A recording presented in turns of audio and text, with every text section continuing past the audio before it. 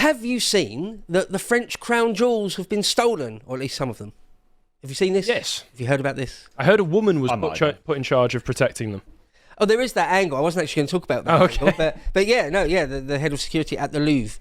So a big heist went down. When a robbery or a burglary turns into a heist, I don't know, but heist is infinitely cooler, isn't it? Yeah, a robber. You don't want to be a robber. You want to be the man behind the heist. Yeah. Common as muck burglar. Yeah. No, mate. I'm not a heist. I'm not a cat burglar. I do heists. I'm a professional. So yeah. Maybe they left a note. Yes. This heist. A cat. Dear journalist, do please refer to this as a heist in when you write. This was a heist, not a burglary. Yeah. I mean, it's like robber, burglar, cat burglar, because at least a cat burglar suggests they leave a calling card. You know, you've been hit by, I don't know, Le Fromage or something. It's like being an assassin is infinitely cooler than being just a murderer, isn't it? Yeah. Anyway, I suppose getting paid for it. So, there's a big heist in the middle of Paris in broad daylight on Sunday morning, and the French crown jewels, for what they're worth, many of the pieces were stolen. So I didn't actually see about this until 2 days later. It wasn't sort of plastered all over the news. Yeah, it wasn't. As I'll show, there is plenty if you go looking for it, but it wasn't sort of like headline news, even though it is a massive deal, really, I think. It's crazy, isn't it, what is prioritised by the media now?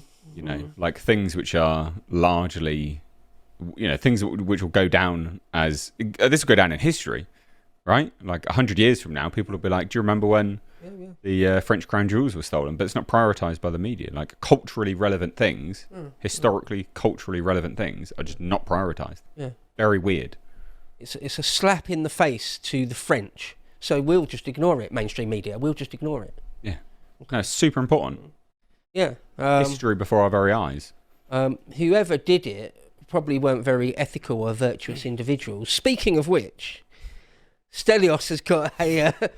what? Seamless, I think that was quite smooth. Smooth operator. Stelios has got a series of lectures he's done, which, if you're interested, you can go onto the Lotus website and buy that. He is a PhD in philosophy and from Athens, so a real-life Athenian philosopher.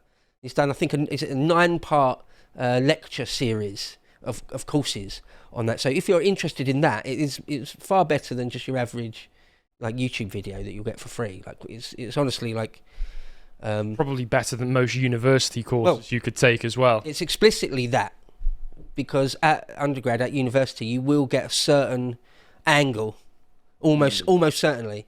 Whereas with our Stelios, you just get the sort of unvarnished, uncut, real deal. So if you're interested in that, do consider heading over to the website. Okay, so I'm interested in heists. Who isn't?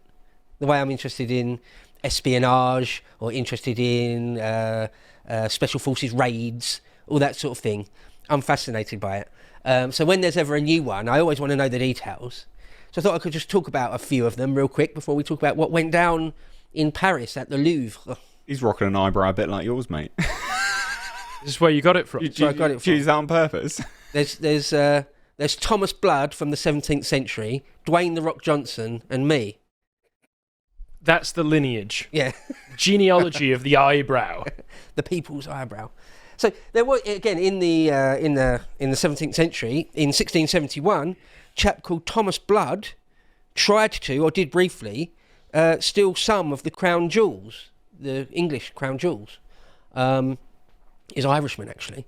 And he was very quickly apprehended. One that they stole a sceptre, an orb, and a crown. One of the many crowns in the British crown jewels. He actually crushed it a bit to get it under his cloak. But anyway, he insisted that he wouldn't sort of answer any questions or anything until we could speak to the king himself, King Charles. And when he he was given an audience with King Charles, and impressed him so much that King Charles pardoned him and gave him money. gave him his estates back and gave him a pension of like £500 a year, which is quite a lot. To be a fly on the wall, how did he manage that? No one's quite sure. Historians just think that he must have been extremely charismatic and funny. People said he made Charles laugh. It's that Irish charm, clearly. Yeah, he was like a charming rogue. Again, there's some crimes that are so audacious that you're sort of like, oh, well done, actually, if anything. I respect the brass balls of you. Yeah. I like your moxie, kid. You know. So anyway, yeah, Thomas Blood, interesting. The Great Train Robbery. That's a classic one. If you like robbery stories, heist stories, you can't go far wrong with the Great Train Robbery. Well, back in 1963, it was the biggest thing at the time. 2.6 million quid they got away with, which in today's terms is sort of more like 62 million pounds. And so yeah, that's like a classic staple if you're interested in heists and robberies and things. What's that one? That's the Brinksmat robbery in 1983. Again, bit of a classic.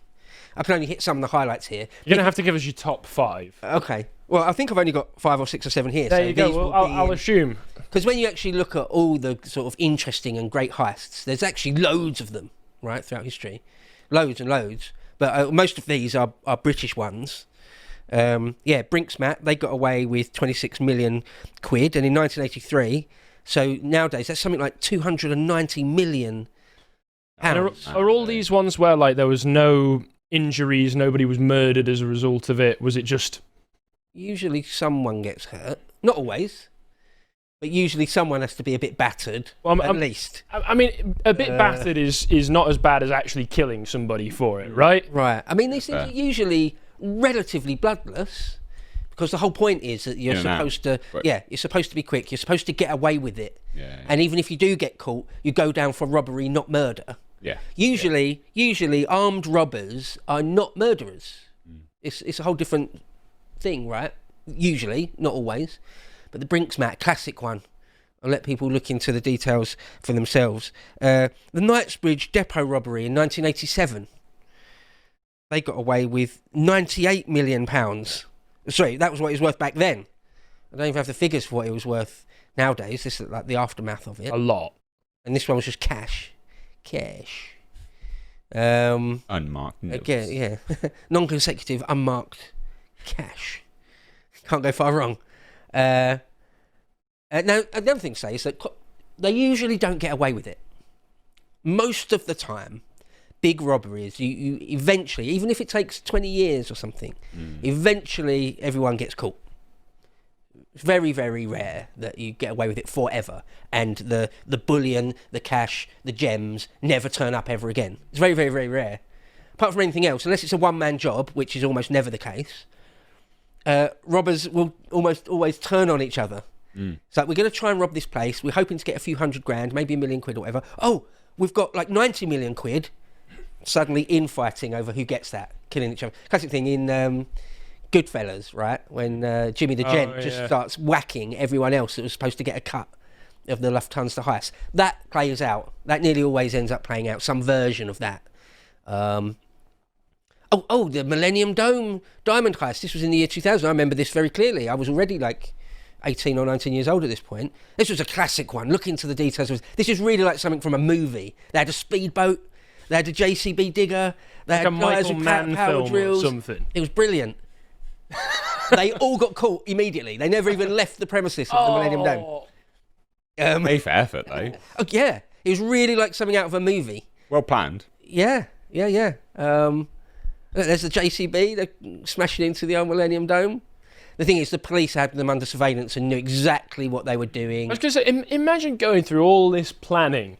You get a JCB, you get a speedboat. You think, oh my god, we're not only are we going to get away with this, we're going to be so slick. Yeah, they turn up and the police are just like, immediately "Come caught. on, mate. Immediately. Put it all down."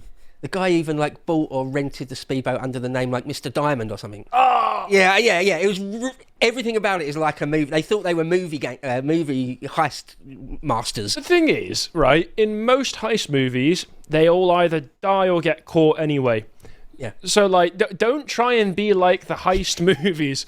Like, even going back to, like, The Killings, Kubrick in 1950, like, embarrassing, get killed and caught. Reservoir Dogs, famously, they all die.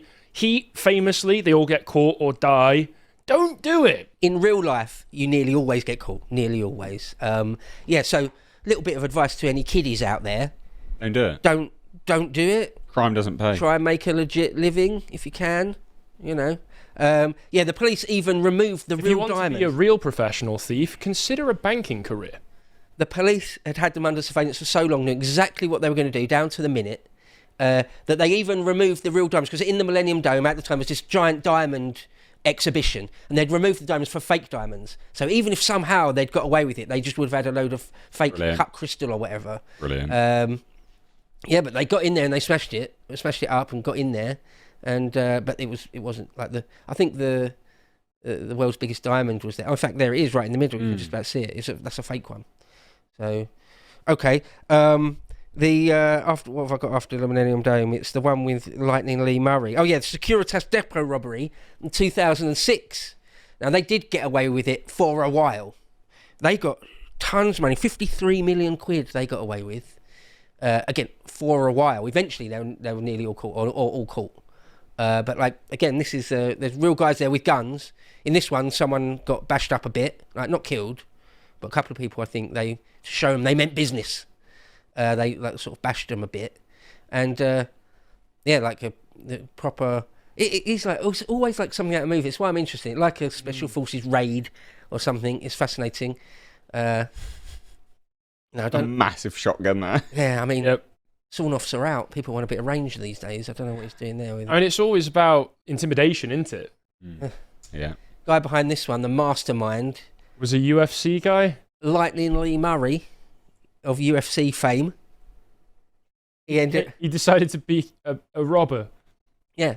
He's the only man that Dana White has said he was scared of. Like Dana White's used to being around crazy wild men. And he said Lightning Lee Murray is one of the only men where in his presence he's scared. That's how much of a psycho he was. Or is. I mean, he's in prison at the moment, I believe. There he is with Anderson Silva. Lightning Lee Murray and Anderson Silva now. Next one I got Hatton Garden burglary in 2015. You chaps must remember this one. Do you remember this one? No. Hatton Gardens in London. You clearly know a lot more about real life heists than I do. Isn't Lock, Stock and Two Smoking Barrels about a heist, isn't it? Yeah. Or everyone dies in that one too, almost. Basically, yeah. And if you do get away with it, you'll turn on each other. If you remember... also, like, if you get away with, like, tens of millions of pounds, you split it... Let's say you split it evenly, you get, like, a tidy 20 million pounds. Tidy. Like, what then? Yeah. Like, how do you spend it without immediately coming up a cropper of the tax man going, like, where'd that come from? Yeah. How have you just bought loads of fur coats and brand new cars? Yeah. Yeah. And that's assuming you get, like, just clean cash. Yeah. What if you've got actually, like, bars of bullion? Well, I mean, you need someone then that can melt that down for you and do all sorts of things. Or you've got diamonds, like famous gemstones that are famous. What would you do with that? And then you've got to have the people doing all that for you. If you're melting it down or going to a fence, you've got to trust them too. Suddenly there's not like 4 or 5 guys involved, there's dozens. Suddenly. So that's why they nearly... More and more, and the risk increases more and more and more. That's why they nearly never get away with it, yeah. I mean, don't you remember Hatton Gardens? They drilled through I don't remember concrete this wall. I mean, look at like that is cool. I mean, I'm not endorsing theft. That is cool, though. But I feel like I should remember this, but I was probably playing video games at the time. That is kind of awesome. I mean, terrible. Yeah, sorry, yeah. Awesome stroke terrible. Yeah. Oh, well, the biggest one ever was the Central Bank of Iraq in 2003, just before Saddam was deposed by George W. and Tony Blair. He went to his own central bank, sent one of his sons, go basically get all the cash, get it all out of there to the tune of $920 million, maybe $1 billion. Some people even say it was more, maybe it was $2.5 billion, whatever it was, an insane amount of cash that Saddam stole essentially from his own bank, the vast amount of which has never turned up. That's not actually from that, but anyway, you get the idea. Loads of bullion went missing after the invasion as well in Iraq, loads. It was stripped 3 ways from Sunday. They got some of the cash back, but the vast majority of it disappeared into ether. So those guys, some of those guys anyway, did get away with it. Quickly to say, in 1911, this chap, Vincenzo Perugia, stole the Mona Lisa from the Louvre. He worked there and he just hid in a cupboard at night until it was all closed up. Come out, took the Mona Lisa out of its frame, hightailed it back to Italy. His motivation was that he thought the Mona Lisa, obviously because it's done by Leonardo da Vinci, should really be in Italy. Should really be in the Uffizi in Florence, if anything. This was a crime of nationalist passion. Without joking. He sat on it for a couple of years. He just kept it in his apartment for a couple of years, then took it to Italy, and at which point he told people about it. Look what I've done. I'm the guy. Let's put it up in the Uffizi, and they're like, no, we're dobbing you into the French cops. Thank you very much. And, well, it still resides in the Louvre to this day. All right, so let's talk about, enough of that. Let's talk about what happened in Paris Sunday morning, about 9:30 a.m. Sunday morning. So in broad daylight, the museum was open by that point. Very little French people around, though, because... Yeah, it's too early. Notoriously... early for the French. Not the earliest risers. So they stole, we'll get into the exact details of what they did. They stole a number of the crown jewels. Now, the French crown jewels are nothing like the British crown jewels. The British crown jewels are truly something to behold. There's a lot of them. We've got many, many crowns. There's not just the one coronation crown. There's loads of crowns. More than one sceptre, more than one orb.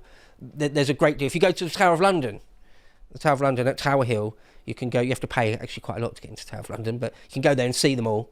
It's all on display, basically. The French version is nowhere near as good because during the French Revolution, the revolutionists did away with nearly all of it. So when Napoleon I, l'Empereur, when he became the monarch, he sort of started a new collection. So the French crown jewels are not like truly medieval stuff. Nonetheless, they're still remarkable pieces. A lot of them are actually from the mid-19th century, when Napoleon III, who was Napoleon I's nephew, a lot of them were sort of made in more like the 1850s. Still, nonetheless, absolutely, truly sort of priceless objects, covered in diamonds and pearls and rubies and emeralds and all that sort of thing. And the provenance of it, i.e. it was actually worn by an empress or whatever, means that they're almost, they're sort of priceless, arguably. I mean, there is a price tag on them. That's one of the things people have argued about. It was what was stolen worth £70 million? Was it worth £90 million? Is it true? Are these like truly unique, priceless objects? In fact, well, anyway, you can argue about that. I think the historical relevance of it is, yeah, it must be.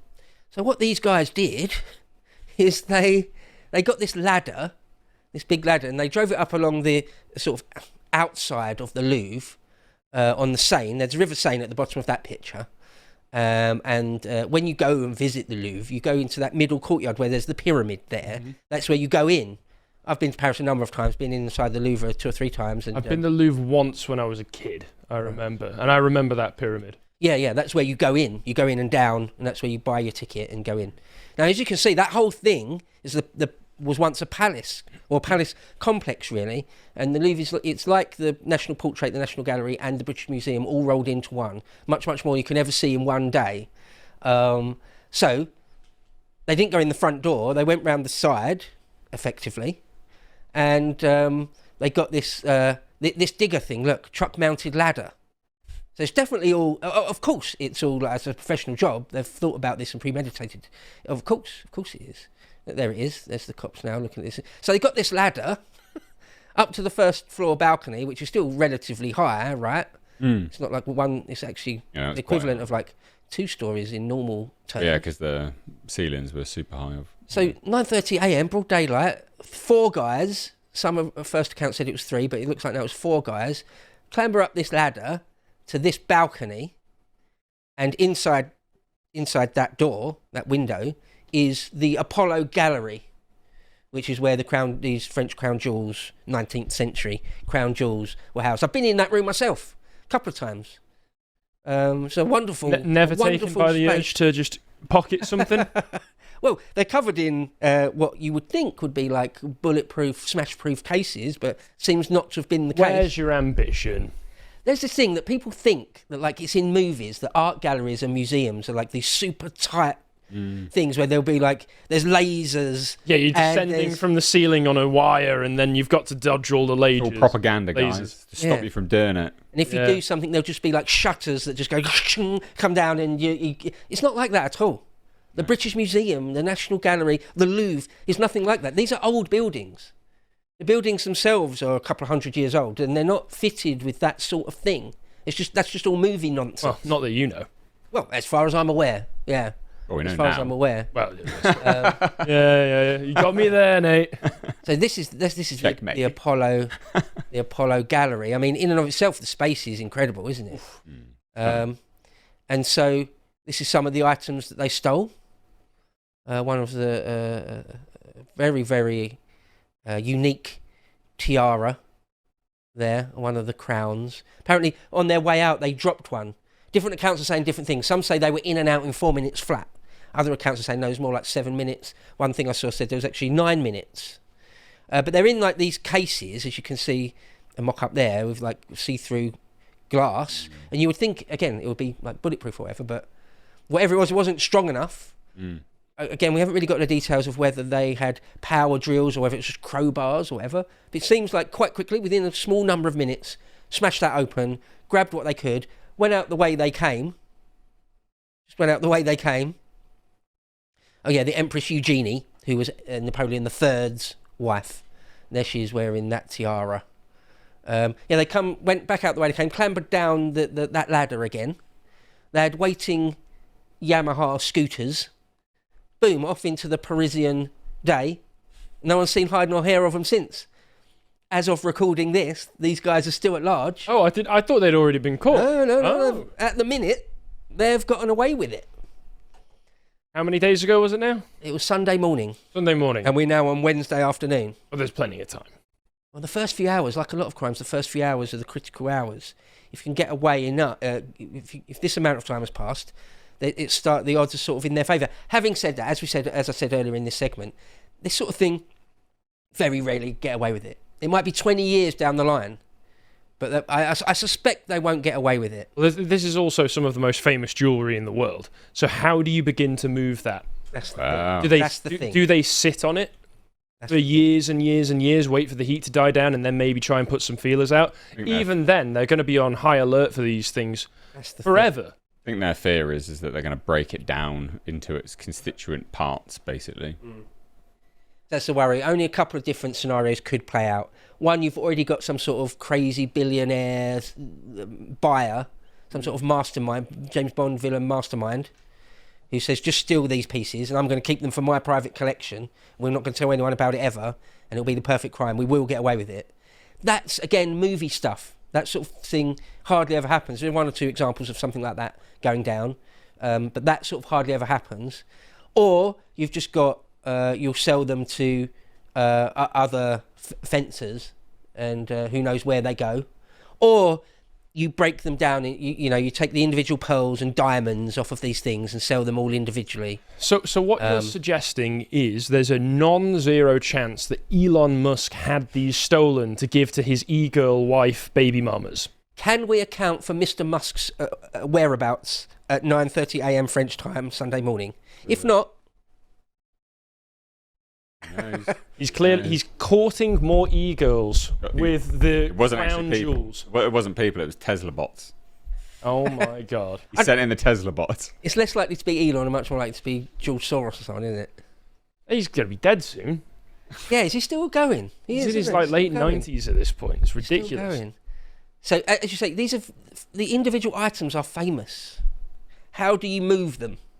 I wrote a short story once where it was someone stealing like an individual like piece of priceless art, and it was so that he could just keep it in his home forever and never tell anyone about it, never let anyone else in that room, because that's the only way you get away with it. A one-man job, and it's just for you. And now it's in my attic. Yeah. That's the only way you can really get away with it, ultimately. I suspect these guys, one way or another, will get caught. They nearly always do. But so it's all over the news. There's sort of endless articles here. Here saying it's a 4-minute operation. I've got tons of headlines. How brazen it was. It was very, very brazen as well, right? Yeah. You've got to have Middle of the day. you've got to have some cojones to even attempt it, right? to even attempt it. That's why I think, you know, it's sort of you got to give it to these guys. They got balls, if nothing else. But there's also like the worry of sort of the breakdown of civilization in some way, because any sort of patriotic good Frenchman wouldn't dream of doing this. It's his heritage, isn't it? Yeah. It's his history and heritage. I know the French have had a bit of disrespect to their history and heritage in the past. You're saying this is like an arch leftist Republican who hates monarchy? Probably not, but there's again non-zero chance. All right. Yeah. Where was Macron on that morning? Can we account for his whereabouts? Okay, so there's just lots and lots of headlines, but my time has run out. But yeah, I mean, just to say, even though I've been sort of putting a rose tint on heists in general, obviously stealing things at all is despicable. And just to make it clear, I absolutely hope these guys get caught. Yeah. I really, really hope they haven't broken down these priceless artifacts. I feel sorry for French people that value these items as part of their history and heritage. I absolutely have sympathy for them. If this happened to our crown jewels in the Tower of London, I'd be sickened to my core. I'd be outraged, right? So it's only a little bit less, I feel like that, for the French here. I really hope these guys do get caught and all these items are returned to their rightful place in the Louvre where everyone can go and see them. If you would like to watch the full uncut version that is also uncensored, head on over to lotuseaters.com to find out more.